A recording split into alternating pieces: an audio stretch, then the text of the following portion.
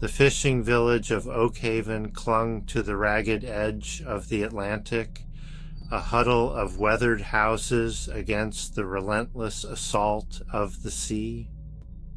The village seemed to be in a constant battle with the elements, its people hardened by the unforgiving environment. Generations had fished these waters, their lives measured by the rhythm of the tides. But the sea held secrets, mysteries that were whispered about, but never fully understood. Dark whispers carried on the salt wind, spoke of beauty and death intertwined. Legends passed down from father to son, cautionary tales spun around flickering oil lamps on stormy nights. These stories were more than just entertainment. They were warnings etched into the very fabric of the community. They spoke of a creature, neither woman nor fish, but a horrifying fusion of both.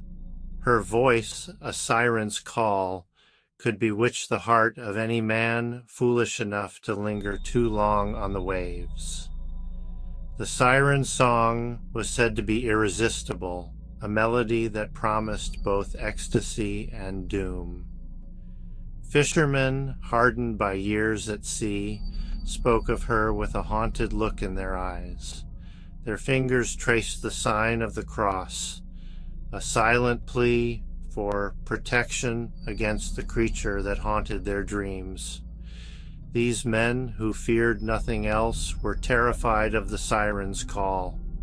Oakhaven held its breath. Superstition ran deep, a current as strong as any that pulled at the shoreline. The villagers lived in a delicate balance, respecting the sea's power while fearing its hidden dangers. The older folks remembered the last time the siren had called, her mournful song echoing across the water, a harbinger of tragedy.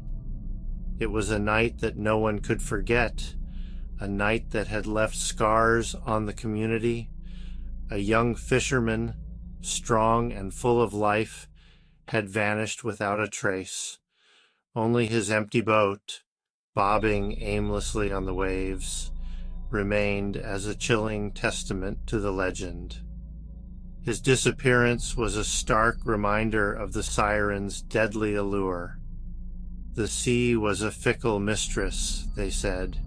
She could be bountiful one day, a raging beast the next. But the siren, she was constant, always lurking, always waiting, a predator lurking beneath the waves, waiting for the moment to claim her next victim. The whispers on the wind grew stronger, a chorus of dread that sent shivers down the spines of Oakhaven's inhabitants. The fear was palpable, a living, breathing entity. The siren was singing, and her song meant only death. Her voice, a haunting melody, echoed through the dark, stormy waters, a deadly promise that no one could escape. The moonlight painted the surface of the ocean silver, a shimmering, deceptive veil over the darkness that lurked below. The waves danced gently, hiding the mysteries and secrets of the deep. Beneath the waves, the siren stirred. Her name was Coralia, and her beauty was a thing of legend. She moved with an elegance that belied the danger she represented. Long, flowing hair, the color of kelp, swirled around her, framing a face that could have launched 1,000 ships. Her eyes, large and luminous, shimmered like opals, reflecting the moonlight that filtered through the water. They held a depth of emotion, a mixture of sorrow and longing. But below her waist, the illusion of human beauty shattered. Scales, the color of jade and emerald, shimmered, catching the light as she moved with an eerie grace. Each scale was a testament to her otherworldly nature. Her tail, powerful and serpentine, ended in a delicate fin that rippled with each movement. Sharp claws, like shards of obsidian, gleamed on her hands, a stark reminder of the predator that lurked beneath the surface. These claws were both her defense and her weapon. Coralia was a creature of two worlds, forever caught between the allure of the surface and the cold embrace of the deep. She yearned for the warmth of the sun, the feel of sand beneath her fingers. Yet the ocean's call was strong, binding her to its depths. But the ocean was her domain, her prison, a realm where she was both predator and prey. The humans, with their clumsy ships and their insatiable hunger, were a constant threat to her kind. They sought to capture and exploit the mysteries of the sea. She was the last of her kind, the sole guardian of ancient secrets hidden in the watery depths. The weight of her solitude was a heavy burden, one that she carried within the depths of her ancient heart. Her existence was a lonely vigil, protecting the legacy of her ancestors, and so she sang, her voice a haunting melody that echoed through the water, a siren's call to the world above. Her song was a blend of beauty and sorrow, a testament to her eternal longing and the mysteries of the deep. The song was ancient, a tapestry of sound woven from the whispers of the tides and the cries of seabirds. It spoke of longing and despair, of the beauty and the terror that lay hidden beneath the waves. It was a melody that bypassed the ears and went straight to the soul, a hypnotic rhythm that lured unsuspecting sailors to their doom. Coralia sang of lost loves and forgotten dreams, of the cold embrace of the ocean floor and the relentless pull of the currents. Her voice was a weapon, honed by centuries of solitude and despair, a tool to lure her prey into a false sense of security.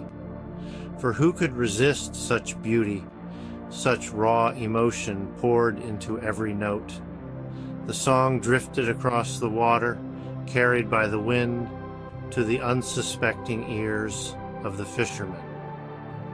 It was a sound that wormed its way into their minds, a melody that spoke to their deepest desires and fears. The older men, veterans of the sea, recognized the danger and turned their boats away, muttering prayers under their breath.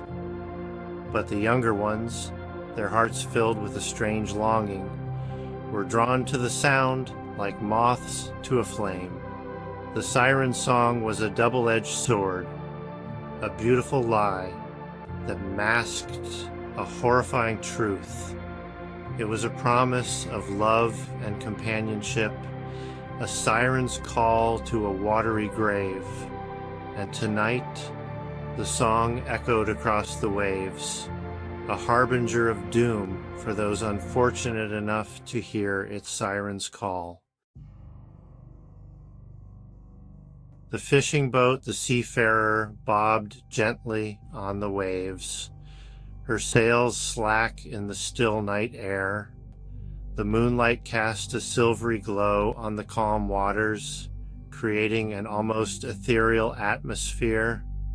Aboard, young Thomas, his face illuminated by the flickering lantern, hummed along to a tune he couldn't quite place. The melody seemed to dance in the air around him, elusive yet familiar. It was a haunting melody, both beautiful and melancholic, that seemed to rise from the depths of his soul. The notes intertwined with the gentle lapping of the waves, creating a symphony that was both enchanting and eerie. He glanced around, his brow furrowed in confusion. The source of the melody was nowhere to be seen, yet it felt so close, almost tangible. "Did you hear that, Ben?" he asked, turning to his older brother who sat mending a net in the stern. His voice was tinged with a mix of curiosity and unease.